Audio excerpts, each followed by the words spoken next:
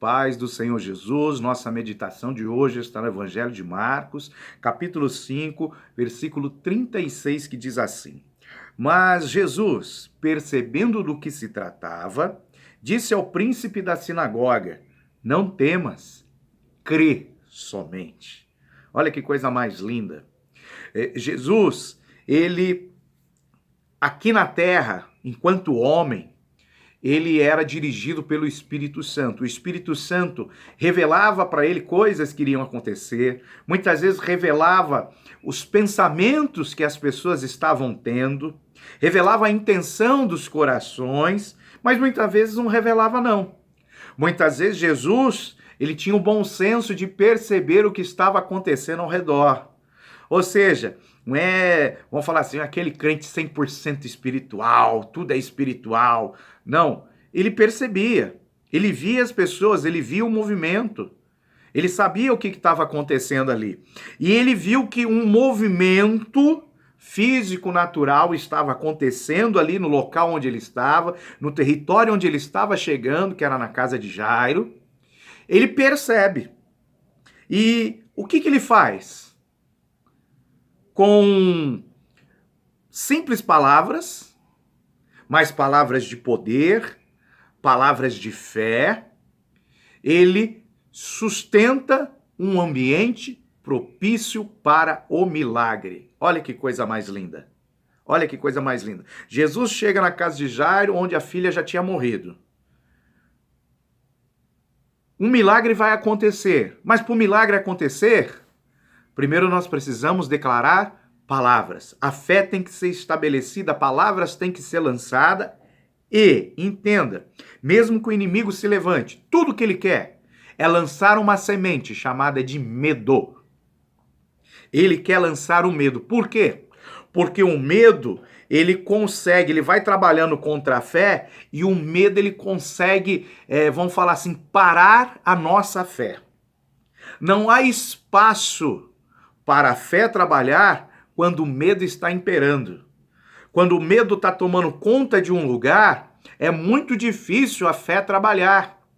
Então o que Jesus faz? Jesus, ele vem, ele neutraliza o medo.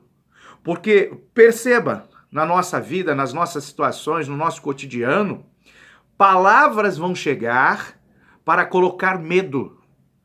Situações aconteceram, as notícias vão chegar, essas notícias vão provocar medo. Isso é terrível, porque a fé vem pelo ouvir, o medo também vem pelo ouvir. E quando nós ouvimos palavras que geram medo, elas neutralizam a fé. E para que milagres aconteçam, para que o sobrenatural aconteça, nós precisamos de fé. Então nós temos que neutralizar o medo. E Jesus, ele faz isso. Jesus, ele pega e fala o seguinte,